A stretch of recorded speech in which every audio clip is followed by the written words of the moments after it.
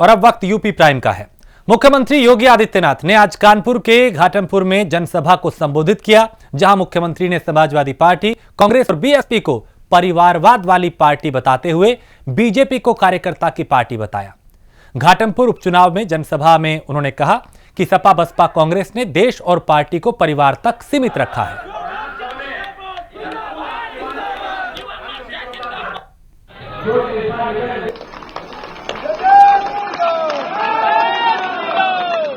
2017 में भारतीय जनता पार्टी पर विश्वास करते हुए आपने श्रीमती कमला रानी वरुण जी को अपना विधायक चुना था और उत्तर प्रदेश सरकार ने उन्हें प्राविधिक शिक्षा का मंत्री बनाया। विकास की प्रक्रिया के साथ जब ये क्षेत्र जुड़ रहा था, उस समय दुर्भाग्यपूर्ण तरीके से उनकी दुखद मौत होती है और हमें उपचुनाव में आपके बीच में आना पड़ा है। मैं इस अवसर पर श्रीमती कमला रानी वरुण जी को विनम्र श्रद्धांजलि अर्पित करते हुए घाटमपुर क्षेत्र की जनता ने जो विश्वास व्यक्त किया है, उसके लिए लोकसभा चुनाव में, पिछले विधानसभा चुनाव में, इसके लिए आप सबका हृदय से आभार व्यक्त करते हुए अभिनंदन व्यक्त करता हूं। भाइयों बहनों, पूरी दुनिया वैश्विक महामारी कोरोना से जूझ रही है और कोरोना जब तक कोई दवा या कोई वैक्सीन नहीं आती है, मात्र बचाव ही इसका एकमात्र उपाय है। संक्रमण को रोकना हर एक स्टेज पर, और उस संक्रमण को रोकने के लिए भाइयों बहनों हमें निरंतर सावधान होना होगा। आपने अभी परसों ही विजयादशमी का पर्व मनाया है। आदिशक्ति मां भगवती का पावन पर्व शारदीय नवरात्रि का पवित्र आयोजन भी संपन्न हुआ है। लेकिन पर्व और त्योहारों की मर्यादा को ध्यान में रखते हुए हम सबको अपनी सामान्य दिनचर्या को भी आगे बढ़ाना है, लेकिन साथ साथ बीमारी से बचाव के उपाय भी हमें स्वयं अपनाने होंगे। और इस देश से मैं आप सबका सबसे पहले आह्वान करूंगा कि देश की कोरोना के खिलाफ इस लड़ाई में हम सब आदरणीय प्रधानमंत्री जी के उस मंत्र का स्मरण सदैव करें, 2 गज की दूरी और मास्क जरूरी। मैं देख रहा हूं यहां पे 99% लोगों ने मास्क लगाया है, आपका मैं अभिनंदन करता हूं। ये जरूरी है। ये मास्क बचाव का और कोरोना के संक्रमण से बचाव के लिए हमारे लिए सर्वोत्तम उपाय के रूप में काम आएगा। लेकिन आपने देखा होगा कोरोना कालखंड में कैसे किसी आपदा से लड़ा जाता है। प्रधानमंत्री मोदी जी के मार्गदर्शन में, उनकी प्रेरणा से प्रदेश सरकार ने जिस जज्बे के साथ कोरोना वॉरियर्स और जनता जनार्दन के सहयोग से कोरोना को प्रभावी नियंत्रण किया है, कानपुर देहात की जनता ने तो, कानपुर क्षेत्र की जनता ने तो अद्भुत कार्य किया, सेवा का भी और कोरोना जैसी आपदा से निपटने के लिए भी। मैं इसके लिए भी आप सबका हृदय से अभिनंदन करता हूं, स्वागत करता हूं। भाइयों बहनों, लॉकडाउन प्रारंभ होते ही गरीबों के लिए खाद्यान्न की योजना लागू करना आज भी मिल रहा है। निर्माण श्रमिकों के लिए भरण पोषण भत्ते की घोषणा, ठेला, खोमचा, रेहड़ी और पटरी व्यवसायी, कुल्ली, पल्लेदार, इन सब भरण पोषण भत्ता। जनधन अकाउंट धारी महिलाओं को कोरोना कालखंड में 500 रुपए की अतिरिक्त धनराशि उनके अकाउंट में भेजने की व्यवस्था। प्रधानमंत्री किसान सम्मान निधि से जुड़े हुए 2 करोड़ उत्तर प्रदेश के किसानों के खाते में सीधे धनराशि उपलब्ध करवाने की व्यवस्था हो, या 87 लाख वृद्धजनों को, विधवा महिलाओं को और दिव्यांग जनों को उनकी पेंशन को अग्रिम उनके अकाउंट में देकर के राहत देने का कार्य उत्तर प्रदेश सरकार पूरी प्रतिबद्धता के साथ प्रधानमंत्री मोदी जी के नेतृत्व में कार्य की है। हमने कोरोना में जनता की जान को भी बचाने का कार्य किया है और साथ साथ जहान को भी बचाने का काम किया। सारे कार्य फिर से प्रारंभ होते हुए दिखाई दे रहे हैं। ये कार्य इस रूप में जनता के चेहरे पर खुशहाली होनी चाहिए, हर हाल में खुशहाली होनी चाहिए, और उसी खुशहाली के लिए भाइयों बहनों हम सब आपके बीच आए हैं। समाजवादी पार्टी के अध्यक्ष और उत्तर प्रदेश के पूर्व मुख्यमंत्री अखिलेश यादव ने अपने इरादे जता दिए हैं। बदायूं से 5 बार सांसद रहे पूर्व केंद्रीय मंत्री सलीम शेरवानी के साथ उनके समर्थकों और बीएसपी के कद्दावर नेता के समाजवादी पार्टी में शामिल होने के बाद अखिलेश यादव ने पार्टी मुख्यालय में प्रेस कॉन्फ्रेंस की, जहां अखिलेश ने कहा प्रदेश में समाजवादी पार्टी का लक्ष्य 2022 विधानसभा चुनाव है। पूरी दुनिया उस बीमारी से लड़ रही है। पूरी दुनिया में जहां कहीं भी देखें और आज भी अगर जानकारी करना चाहें तो हर जगह ये बीमारी फैल रही है। उत्तर प्रदेश की सरकार, जहां हम सब लोग रह रहे हैं, उनका एक ही निर्णय है कि जितने कम टेस्ट होंगे उतनी ही कम बीमारी दिखाई देगी। मुझे याद है लगातार जिस समय से कोविड-19 से लड़ना पड़ रहा है, उस समय से लगातार ये बात कह रहे थे कि टेस्ट ज़्यादा होने चाहिए, टेस्ट लगातार हों, जिससे कम से कम पता तो लगे कि आखिरकार बीमारी कितनी है। लेकिन सरकार और सरकार के लोग न आज बीमारी से लड़ रहे हैं, ना ही जो लोग अस्पताल पहुंच जा रहे हैं उन्हें कोई इलाज और सुविधा दे पा रहे हैं। बड़ी संख्या में लोगों की जान गई है, जिसमें कैबिनेट के मंत्री उनकी जान गई, सदस्य हैं उनकी भी जान गई, अधिकारी जो लगातार काम कर रहे थे, ग्राउंड पे थे, उनकी जान गई, हमारे आपके बीच में लगातार पत्रकार काम कर रहे थे, उनमें से भी कुछ लोगों की जान चली गई। न जाने कितने लोग बीमार हुए हैं और अब सरकार कह रही है कि कहीं ना कहीं हमें इस बीमारी के साथ रहना पड़ेगा। अगर हमें और आपको इस बीमारी के साथ रहना है तो हमारे अस्पताल क्यों नहीं अच्छे हैं, अस्पताल का इंतजाम क्यों नहीं बेहतर कर पा रहे हैं। इसलिए जहां कोविड से परेशान है वही हमारे किसानों के साथ लूट हो गई। ये वही भारतीय जनता पार्टी है जिसने कहा कि हम किसानों की आय दोगुनी कर देंगे। आज धान की लूट हो रही, जो भी किसान पैदावार कर रहा है उसकी लूट, आखिरकार केवल नारा बनकर के रह गया। एक सरकार जिसने भूमि पूजन 2 बार किया, 4 लाख करोड़ का इन्वेस्टमेंट की बात कही। आज सरकार से हम जानना चाहते हैं कि जो 4 लाख करोड़ से ज्यादा का इन्वेस्टमेंट का एमओयू हुआ था, जिसकी भूमि पूजन हुई, वो आज जमीन पे कितना दिखाई दे रहा है। इसलिए ये झूठी सरकार है और इस सरकार को हटाने के लिए हमारे साथ लगातार लोग जुड़ रहे हैं। मैं उनका स्वागत करता हूं, बहुत बहुत बधाई देता हूं कि इस लड़ाई में हमारा साथ देने आ रहे हैं, समाजवादियों का साथ देने आ रहे हैं। मेरे दाएं संजय चौहान बैठे हैं, जिला पंचायत अध्यक्ष प्रभुदयाल चौहान वो शामिल हो रहे हैं, चौधरी नसीम बेगम वो शामिल हो रही हैं, सलीम अख्तर साहब शामिल हो रहे हैं, अलीम सैफी साहब वो शामिल हो रहे हैं, आसिफ खां बब्बूपुर विधायक जी शामिल हो रहे हैं, नसीना बानो जी शामिल हो रही हैं, कमलेश पाठक जी शामिल हो रहे हैं, त्रिभुवन दत्त जी बहुत ही मजबूत नेता और अपने समाज के बीच में लगातार काम करने वाले, वो आज समाजवादी पार्टी में शामिल हो रहे हैं। बहुत ही काम करने वाले हमारे सैनी वीके सैनी साहब भी शामिल हो रहे हैं। मुझे खुशी है इस बात की कि कैप्टन इंदर सिंह पाल जी भी आज समाजवादी पार्टी में शामिल हो गए हैं।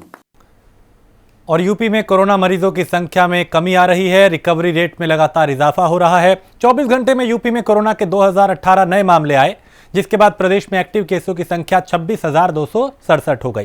प्रदेश में सरकार टेस्टिंग की क्षमता को लगातार बढ़ा रही है।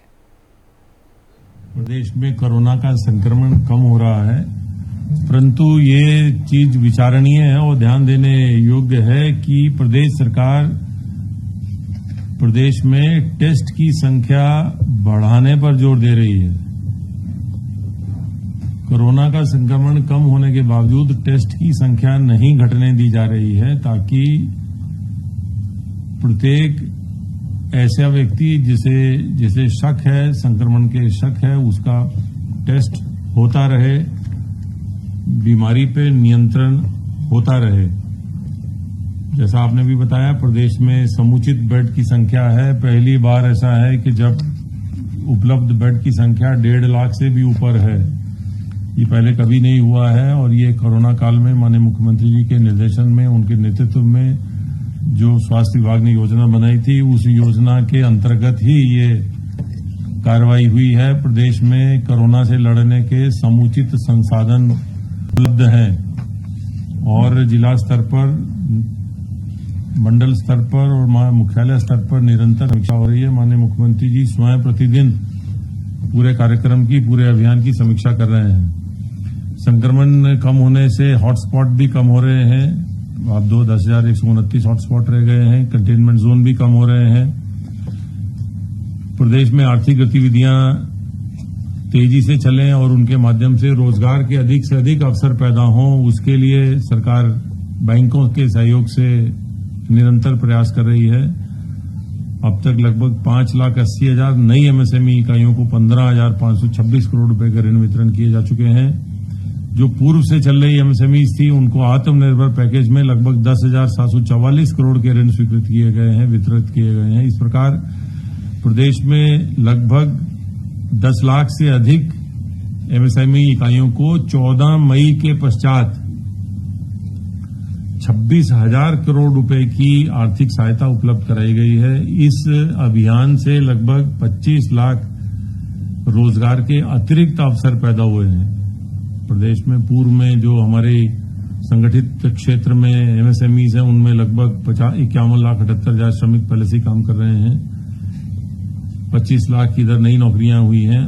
आज माननीय प्रधानमंत्री जी ने उत्तर प्रदेश में प्रधानमंत्री स्वनिधि कार्यक्रम के अंतर्गत 2,74,000 ठेले, खोमचे, रेडी, छोटे खोखे वालों को 10-10 हजार रुपए ऋण वितरण कर एक नया अभियान प्रारंभ किया है। देश में उत्तर प्रदेश नंबर 1 पर है। लगभग 7 लाख रेडी, खोमचे और छोटे खोखे वालों ने 10,000 रुपए के ऋण, जो कि प्रधानमंत्री स्वनिधि योजना के अंतर्गत दिए जा रहे हैं, के लिए रजिस्टर कराया था। उनमें 3,62,000 लाभार्थियों को ऋण स्वीकृत हुआ है। आज माननीय प्रधानमंत्री जी के कर कमलों से 2,74,000 लाभार्थियों को ये ऋण वितरण किया गया। माननीय प्रधानमंत्री जी ने प्रदेश के 3 शहरों वाराणसी, लखनऊ और आगरा में कुछ रेडी वालों से, खोखे वालों से वार्ता भी की, उनके बारे में जाना भी।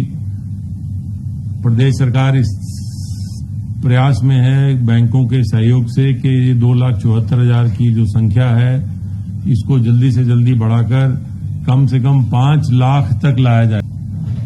हमारे 24 घंटों में 2018 नए केसेस आए, लेकिन हमारे जो एक्टिव इन्फेक्शन के केसेस की संख्या है वो घट करके अब 26,267 हो गई। अर्थात जो 17 सितंबर का पीक था, उससे ये लगभग अब 42,000 कम हो गया है। 26,000 के लेवल पर हम पिछली बार 27 जुलाई को थे। और अब 3 महीने के बाद 27 अक्टूबर को हम 26,000 के लेवल पर आए हैं। अब हमारे डिस्चार्जेस की कुल संख्या बढ़कर 1,40,847 हो गई है और आज प्रदेश में कोविड-19 से रिकवरी का प्रतिशत बढ़कर के 93% हो गया है। रिकवरी का परसेंटेज आज प्रदेश में 93% हो गया है। अब तक संक्रमित लोगों में से 6,940 लोगों की मृत्यु हुई है। केस फर्टिलिटी रेट अभी भी हमारे प्रदेश का 1.46% चल रहा है। कल प्रदेश में 1,38,155 सैंपल्स की जांच की गई और इस प्रकार अब तक प्रदेश में 1,42,76,788 सैंपल्स की जांच की जा चुकी है। 26,267 एक्टिव इन्फेक्शन के केसेस में से 11,626 इस समय होम आइसोलेशन में है और घर पर रह के ही स्वास्थ्य लाभ कर रहे हैं। निजी चिकित्सालयों में भुगतान के आधार पर 2,352 लोग अपना इलाज करवा रहे हैं और बाकी के सभी संक्रमित व्यक्ति सरकारी व्यवस्था के अंतर्गत L1, L2, L3 के चिकित्सालयों में या चिकित्सा महाविद्यालयों में रहकर अपना इलाज करवा रहे हैं, जहां पर इलाज की व्यवस्था बिल्कुल निःशुल्क है। जौनपुर की मलहनी विधानसभा सीट पर होने वाले उपचुनाव के लिए सभी पार्टियां जी तोड़ मेहनत कर रही हैं। इसे लेकर यूपी कांग्रेस अध्यक्ष अजय कुमार लल्लू जौनपुर पहुंचे, जहां उन्होंने केंद्र और राज्य सरकार पर जमकर हमला बोला। अजय लल्लू ने कहा, कोरोना के चलते जहां लोग बेरोजगार हो गए और लोगों के कारोबार बंद हो गए, वहीं बढ़ती महंगाई ने आम आदमी की कमर तोड़ दी। लोग 40 से 50 रुपए किलो आलू और 90 से 100 रुपए किलो प्याज खरीदने को मजबूर हैं। वहीं प्रदेश में आपराधिक घटनाएं लगातार बढ़ रही हैं। उत्तर प्रदेश में जो उपचुनाव है, कांग्रेस पार्टी लगातार जनता के बीच में है, एक सशक्त विपक्ष के रूप में है। हमने हर विषयों मुद्दों पर, चाहे वो उत्तर प्रदेश के कानून व्यवस्था का सवाल हो, महिला सुरक्षा का सवाल हो, बेरोजगारी का सवाल हो, किसानों का सवाल हो, गन्ना भुगतान का सवाल हो, धान किसान का सवाल हो, इन तमाम विषयों को लेकर हम जनता के बीच में हैं। हमें भरोसा और विश्वास है कि उपचुनाव में जनता का आशीर्वाद कांग्रेस पार्टी को मिलेगा और हम चुनाव जीतेंगे, ये हमें भरोसा और विश्वास है। आज हमारे प्रदेश अध्यक्ष अजय लल्लू जी, हमारे पूरे प्रदेश की कांग्रेस और सभी लोग, यहाँ जिले के शहर के सभी लोग लगे हैं। आज हमारे नेता, हम सब लोग आए हैं। निश्चित तौर से जैसा अभी हमारे प्रदेश अध्यक्ष जी ने कहा कि हम मुद्दे के आधार पर और हम अपने संघर्ष के आधार पर हमें जनता वोट देगी, हमारा साथ देगी और हमारे कार्यकर्ता, हमने कार्यकर्ता को चुनाव लड़ाया है जो हमारे साथ काम कर रहा है। निश्चित तौर से वो मजबूत लड़ाई में है और मलहनी की जनता उनको सुंदरी। फिरोजाबाद के टुंडला विधानसभा उपचुनाव को लेकर बीजेपी कोई कोर कसर छोड़ना नहीं चाहती, जिसे लेकर भारतीय जनता पार्टी समाज के हर तबके को साधने की कोशिश कर रही है। इसे लेकर वो नेताओं और मंत्रियों को टुंडला में उतार रही है और आज केंद्रीय मंत्री साध्वी निरंजन ज्योति लाइन पार स्थित सियर देवी मंदिर निषाद समाज को साधने पहुंची। मुझे यहाँ बुलाया गया समाज के लोगों से अपील करने के लिए। एक बात याद रखिएगा, आजादी के बाद से जयनारायण जी को छोड़ करके जो बिहार के 2.5 साल मंत्री रहे हैं, नहीं पहली बार केंद्र में मंत्री के रूप में आपके समाज को सम्मान देने का पार्टी ने मेरे आपको मुझे कहा। पहली बार नहीं, दोबारा भी बनी हुई। इस बार ग्रामीण विकास मंत्रालय में प्रधानमंत्री आवास मेरे मंत्रालय से आते हैं। आपको भी मनरेगा के तहत जो काम मिला कोरोना के समय, वो भी मेरे मंत्रालय से आया है। तो आप चिंता मत करिएगा, प्रधानमंत्री आवास के बिना कोई बचेगा नहीं। अभी जो आवास प्लस जारी हो रहा है उसमें आपको आवास मिलेगा क्योंकि वो मेरे मंत्रालय से आ रहे हैं। तो सरकार स्वास्थ्य सेवाओं को बेहतर करने के लिए करोड़ों रुपए खर्च करती है, लेकिन जनपद बिजनौर में स्वास्थ्य उपकेंद्र खुद अपनी बदहाली पर आंसू बहा रहा है। दरअसल बिजनौर के बुइगरा गांव में लाखों की कीमत से बना उपकेंद्र अपनी दुर्दशा पर आंसू बहा रहा है। यहां गंदगी का अंबार लगा है और तस्वीरें देख के अंदाजा लगा सकते हैं कि यहां के हालात क्या होंगे। इसमें भैया बीच में ये 2009 के आसपास पुराने प्रधानों ने बनवाया था। उसके बाद मैं 2015 मेरी पत्नी प्रधान बनी, तो तब यहाँ एक राजेश्वरी देवी एएनएम थी। उन्होंने अपने सहयोग से और हमारे सहयोग से काफ़ी इसे अच्छा चलाया 2017 के आसपास तक। उसके बाद उनका यहाँ से ट्रांसफ़र हो गया। कोई नई एएनएम आई असगरपुर की, पता नहीं कहाँ की थी। उनसे कई बार अनुरोध कर लिया मैंने, आओ इसकी सफाई कराओ। मैंने इसकी सफाई कई बार करा दी अपने पास से, निजी पैसे से। अब यहाँ पर उपले वगैरह आते जा रहे हैं भैया, हमने इसके उपले हटवा दिए थे, लेकिन यहाँ के कुछ राजनेता बीजेपी के वो राजनेता ऐसे हैं, जैसे एक डॉक्टर विपिन कुमार जी हैं, कुछ कहो ना साहब ये प्रधान गलत कर रहा है, ये उपले हट रहे हैं, ये कूड़ी क्यों हटवा रहे, अधिकार नहीं। तो फिर बताओ इसमें हम क्या कर सकें। बुडगरा गांव में खुद स्वास्थ्य केंद्र बीमार है, यहाँ पर उपले पथे हुए हैं और शराब के पवे अंदर पड़े हुए हैं। अगर ऐसा ही स्वास्थ्य केंद्र होता है तो मैं इसे सलाम करता हूँ। और अधिकारियों ने इस ओर कोई ध्यान नहीं दे रखा। क्या है सब कुछ? अगर हम लोगों को सहायता मिले तो बहुत बड़ा क्षेत्र है, हमें दवाई की यहाँ पर सुविधा मिलेगी और पूरे क्षेत्रवासी इसका लाभ उठा पाएंगे। मगर इसकी हालत देखने के बावजूद नहीं लगता है वो कभी चला होगा।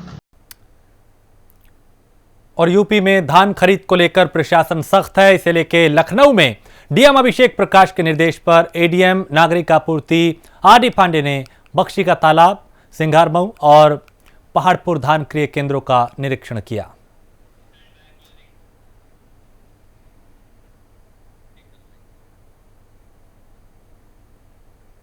और इसी के साथ इस बुलेटिन में फिलहाल इतना ही। देश प्रदेश की बाकी खबरों के लिए आप देखते रहिए प्राइम न्यूज।